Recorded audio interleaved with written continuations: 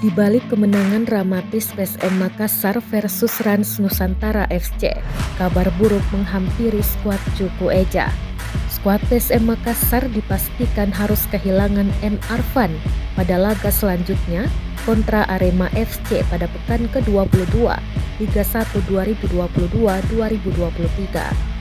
Pada pekan ke-22, skuad asuhan Bernardo Tavares bakal menantang Arema FC pada Sabtu 4 Februari 2023. Namun PSM Makassar di laga kontra Arema FC dipastikan tak akan bermain dengan full tim. Pasalnya M. Arfan dipastikan bakal absen. Gelandang pengangkut air PSM Makassar ini disanksi larangan bermain setelah mengoleksi 4 kartu kuning. Kartu kuning keempat yang didapat M. Arfan kala PSM Makassar menumbangkan Rans Nusantara FC. Di laga itu M. Arfan bermain 90 menit. Ia menjadi salah satu aktor kunci kemenangan PSM Makassar sebab sukses membuat 1 assist.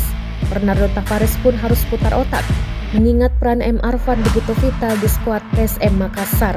Kemampuannya dalam memutus serangan lawan dan membantu penyerangan sangat dibutuhkan. Meski begitu, PSM Makassar masih memiliki sejumlah opsi pemain yang bisa menggantikan posisi M. Arfan.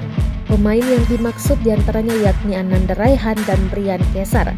Khususnya Ananda Raihan setelah absen di laga kontra Rans Nusantara FC, ia kembali bisa diturunkan.